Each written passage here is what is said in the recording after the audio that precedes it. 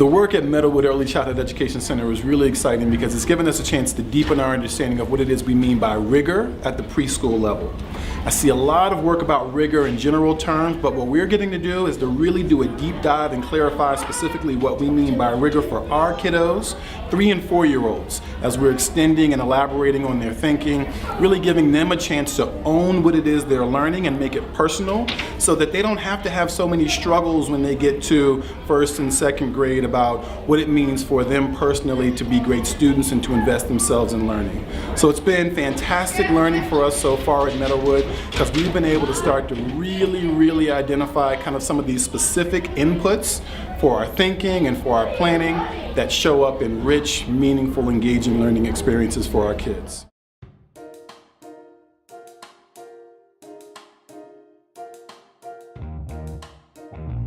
So what we want to talk about is the 17th, the lesson that we're going to do. And I was just on the Google Doc, the rigor doc that we're working on. I made some edits, but I really like the way it's coming along. So the work that you guys have been putting into it, I think it's developing nicely. So what do we want kids to understand? What do we want them to feel? And what are our targets for rigor? Those are the 3 things that I want to make sure that we cover in this call. Okay. So let's start with the understand goal. What do we want kids to understand in this lesson? Or, excuse me, this learning experience? That a farm is where people live, work, and raise animals.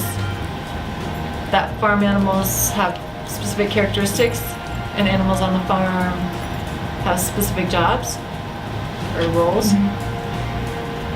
So they're broken down into 3 weeks.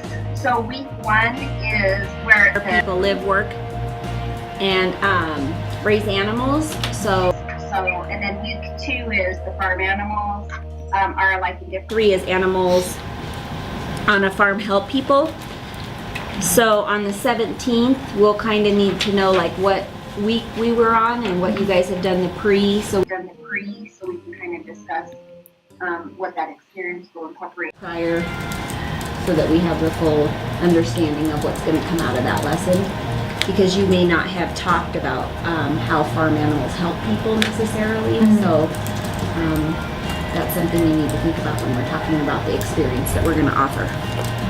And just as I'm listening to you guys, right, there's also a really important learning in here about community, about interconnectedness. So I'm in a lot of, elementary school classrooms, of course, and one of the big early science conceptual understandings for kiddos in the 1st, 2nd, 3rd grade is around ecosystems and the interdependence of organisms and ecosystems. We'll be able to go back to that, not just at Meadowood, but that'll be helpful to kids going on through the years. So some of the guiding questions that we had already put on there are children will describe where people on the farm live and work. Children will describe a specific characteristic of a farm, and then week 3 would be children will name and label things that grow or raise on a farm. Yeah, especially with those second 2, those farm animals are alike and different. And the farm animals help people. I think we really want to think about how we can create experience around that. Because otherwise, if we don't, then we're really kind of staying in the low rigor range of the learning experience. It's really just about kids practicing recall, naming things, pointing to things. Part of what we really want to come out here is we want kids to be able to do something more dynamic than just kind of those DOK1 type skills. And that might be something we build off of, because remember last year our learning lab was about the farm, and so experience that video of the cows being milked and the sheep shearing. So from that experience, how do we go deeper into those DOK 2 and 3 and 4 levels with that experience in mind?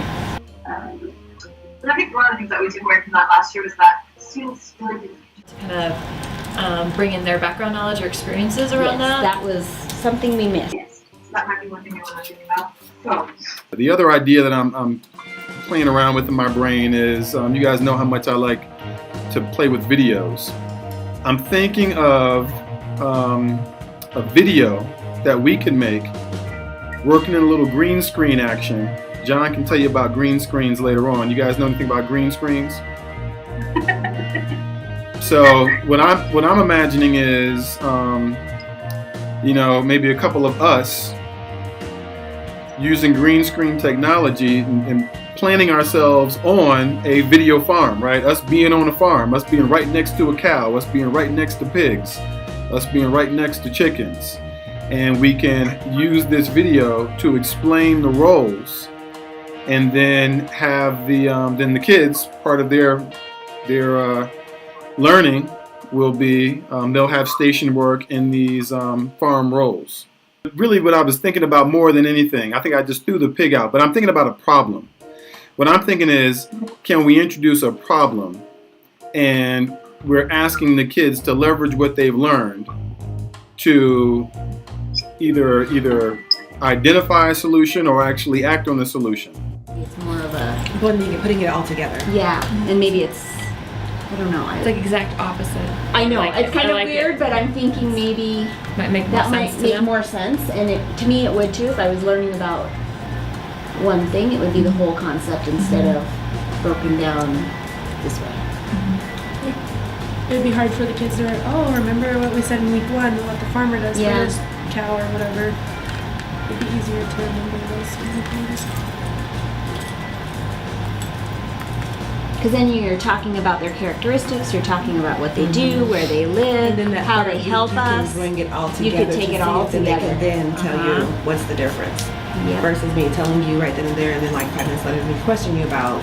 Yes. So what's the difference? It's Well, like, and then that would go with his idea of the kids being able to do those deeper thinking questions and be able to articulate. Everything I'm hearing tells me that you guys are golden. All right, so I think we're clear. My biggest thing is always about making sure that we're clear about our targets for rigor, and then that that entails that includes those questions about what we want kids to understand and what we want them to feel. I think the biggest thing, of course, is just making sure that we're using our resources well, and managing the experience in a way that it doesn't overwhelm us.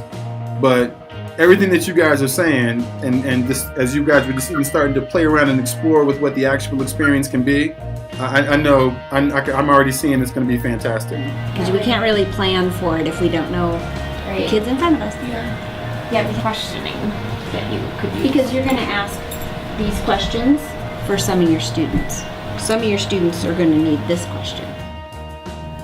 so they're gonna make they're gonna make Applying is what they've learned and they're applying it too. Next section is, what do you expect engagement will look Everything like? that we're teaching the kids in this manner, it'll stick with them, and I think that they'll take so much from it. And I'm gonna take so much from it. Right, because I've been learning things too that I didn't know about. Yeah. animals, so. Well, and it just makes me learn as a teacher, As a like better what I teacher, can right. do better next year and the next year after that, and learn from my mistakes. Right. Obviously, it's never gonna be perfect, but You get as a better every teacher, year. Yeah, you just want to learn from yourself. Howdy, y'all! I'm Farmer Janie. And I'm Farmer Tamika. We're here to tell you some fun farm animal facts. Are you ready? This is not a real horsey, but these are real horsies. And something else I found out about chickens is that they swallow rocks to help when they digest their food. Do you guys swallow rocks?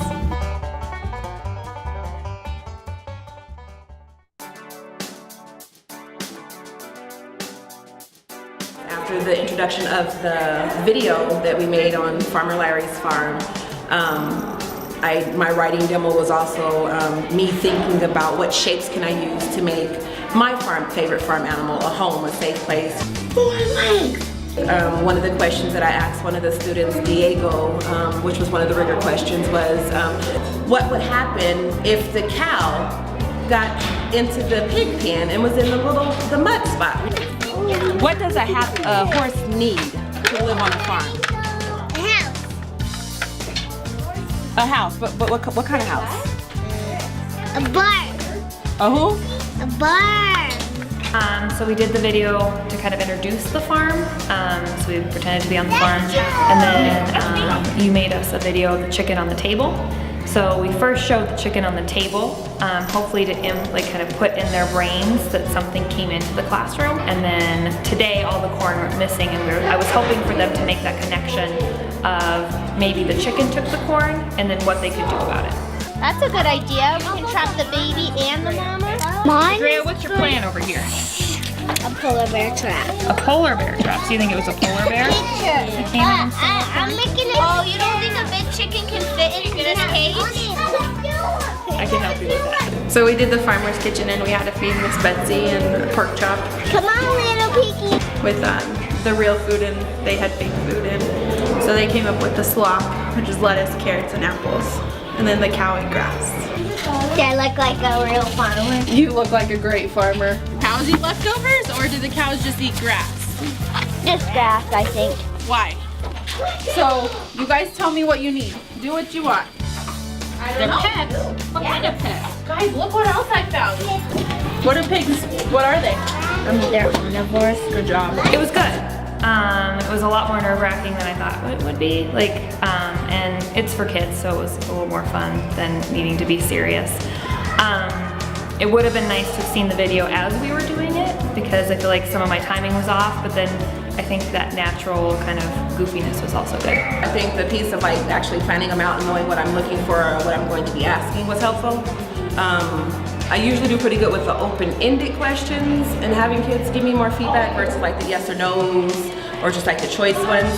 For the young girl that you got, Monty, hers was more of a yes, no, with like a nod or her pointing because of the language.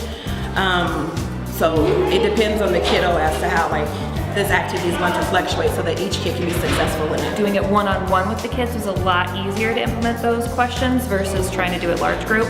I'm learning how to be more rigorous with the kids and just the questions and how I teach and stuff. So we asked those questions, planned the lesson around those questions. I feel like it lends itself to being engaging. definitely a good lesson to learn, and I'm excited to continue with this learning and be more rigorous in the classroom with the questions that I ask and how I teach. So sometimes you just think action like the what if questions is open-ended, but actually, you know, so what would happen if the cow did this? Makes it a little bit more where they have to do some of that higher level thinking. What came out of that was some of the kids were like, oh, we should have added a lock on the boxes. I added distractions to the boxes. And type of like actually directly working off like the equity lesson plan and things. It's been helpful to kind of like lay out versus, I always plan around gold or, state standards and things like this, but then this just takes that piece a little deeper for the kiddos, so. Our center time is 70 minutes, and I would say the students were engaged with the activity for at least 40 minutes, so a big chunk of center time, which I could say most of our activities don't have them that long, that focus for that long. So I think overall, it definitely was good for them. I think the kids really enjoyed it. It was educational, obviously, and they got something out of it.